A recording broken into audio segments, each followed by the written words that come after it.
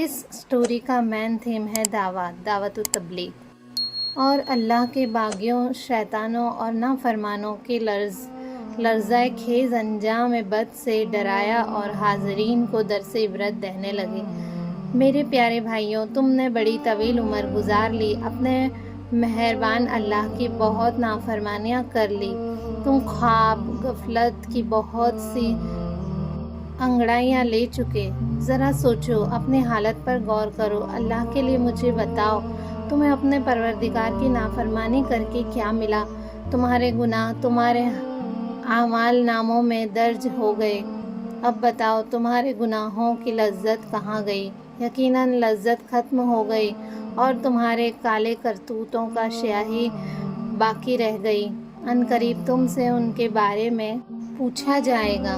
وہ وقت قریب آ رہا ہے جب ہر شے فنا ہو جائے گی، سورج بے نور ہو جائے گا، چاند تارے طلوع و غروب کے افسانے سنانا چھوڑ دیں گے، بادل دور نکل جائیں گے، آندھیاں آئیں گی، بگولے اٹھیں گے، زمین لرزنے لگے گی، زلزلوں سے کانپنے لگے گی اور شق ہو جائے گی، پہاڑ روئی کے گالوں کی طرح اڑ جائیں گے، سمندروں کی موجیں اور شیطان کی فوجیں معدوم ہو جائے گی، پانی اپنے بہاؤ کا راستہ بھول جائے گا، پہاڑ روٹھ جائیں گے، پھول کھلنا چھوڑ دیں گے، چاروں طرف موت ناچے گی، زندگی کی ایک رمق بھی باقی نہیں بچے گی، صرف ایک اللہ کی ذات باقی رہے گی۔ میرے دوستو، ذرا سوچو تو، تمہارا منصب اور ذمہ داری کیا تھی، مگر تم کیا ہو گئے ہو؟ ذرا اپنے گریبان میں جھانکو۔ لوگوں، کیا تم نے کبھی اپنے گریبانوں میں جھانکا ہے؟ اپنے اعمال کی خبر لی ہے؟ کیا تمہیں معلوم ہے کہ عنقریب تم کہاں جانے والے ہو؟ تم دنیا کی آگ برداشت نہیں کر سکتے، یہ آگ جہنم کی آگ ہے، صرف 70واں حصہ ہے جہنم کی آگ کا۔ جہنم کے شعلوں سے ڈرو، وقت ضائع نہ کرو، اٹھو، توبہ کرو، ندامت کے آنسو بہاؤ، اپنے روٹھے ہوئے رب کو مناؤ۔ تم اپنے رب کے سامنے کیا منہ لے کر جاؤ گے؟ کیا تم نے کبھی غور کیا ہے اللہ رب العزت کے تم پر کتنے احسانات ہیں؟ کیا اس کی رحمتیں ہر وقت تم پر نازل نہیں ہوتی اور تمہارے گناہوں کے انبار اس کی طرف نہیں جاتے؟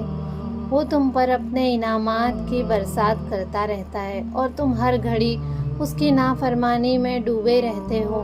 اپنی جفائیں بھی دیکھو اور اس کی وفائیں بھی دیکھو۔ بوڑھا امام دل کی گہرائیوں سے بول رہا تھا، بڑا اثر انگیز وعظ کر رہا تھا، اس کے جملے تیر بن کر سینوں میں پیوست ہو رہے تھے اور لوگوں کے دلوں کی کایا پلٹ کر رہے تھے۔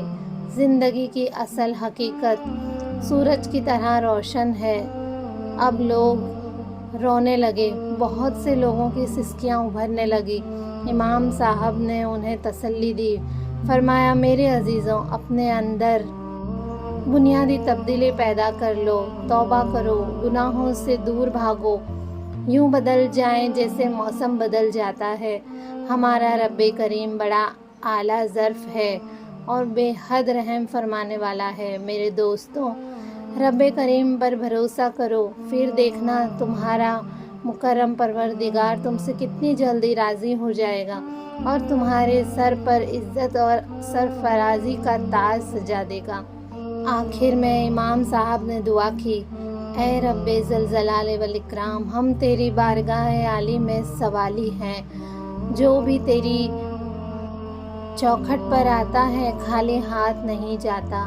ہمارا دست سوال تیرے حضور پھیلا ہوا ہے، تو بے پایا کرم فرمانے والا ہے، تیری بخششوں کے خزانے لامحدود ہے، معاف فرمانا تیرا عظیم وصف ہے، تو توبہ کرنے والوں اور معافی مانگنے والوں کو بہت پسند کرتا ہے۔ ہم گنہگار بندے تجھ سے معافی کی بھیک مانگتے ہیں، ہمارے گناہ معاف فرما دے، ہمیں بد سے दूर और नफूर कर दे हमें नेक की जिंदगी का, हमें बदी से दूर और नफूर कर दे, हमें नेकी की ज़िंदगी का होगर बना दे। इमाम साहब ये दुआ कर रहे थे और वहीं डांसिंग हॉल जो पहले फिस्क व फजूर का अड्डा था अब आमीन आमीन की मुक़द्दस सदाओं से गूंज रहा था। इमाम साहब वक़ार के साथ कुर्सी से उठे और हॉल से निकलकर अपनी मस्जिद की तरफ चले गए। मोहतरम क़ारीन, क्या आप जानते हैं कि ये इनकलाब किस तरह बर्पा हुआ? वहीं लोग जो पहले इमाम साहब का मजाक उड़ा रहे थे अब तौबा करके नेकी की राह पर किस तरह चल पड़े। ये सिर्फ नेकी की तबलीग का नतीजा था।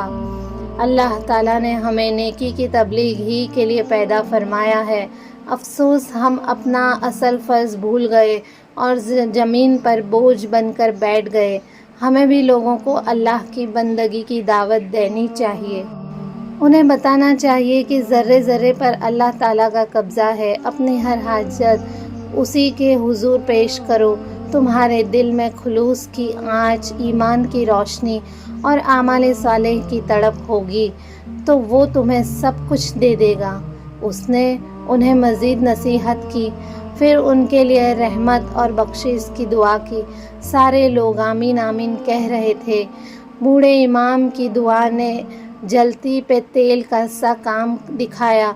फिर बूढ़ा इमाम पूरे वक़ार के साथ कुर्सी से उठा और हॉल से बाहर निकल गया। तमाम लोग उसके पीछे हो लिए। सब लोगों ने उसके हाथ पर तौबा कर ली। उन्होंने अपना मकसद हयात पहचान लिया। उन्होंने इस हकीकत को पा लिया कि जब नामाए आमाल पेश किए जाएंगे, आमाल का वज़न किया जाएगा तो ये नाच गाने कोई फ़ायदा नहीं देंगे। गुनाहों की लज्जत जहन्नम में ले जाएगी। इस बूढ़े इमाम का वाज़ इस कदर पुरअसर था कि डांसिंग हॉल के मालिक ने भी तौबा कर ली और अपने किए पर बड़ा शर्मिंदा हुआ था। तो दोस्तों, आपने और मैंने इस कहानी से क्या सीखा? ये थी जो दिल से बात निकली वो असर रखती है।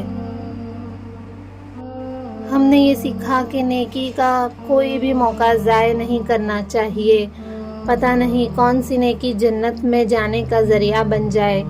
दावत और तबलीग के में लोगों को शर्मिंदा नहीं करना, उनको बुरा नहीं बनाना, किसी को बुराई करते देख चुप नहीं रहना, उसको हिकमत से रोकना है। इस कहानी में चले सब लोग टिकट लेकर एक जगह जाकर ये सब कुछ कर रहे थे।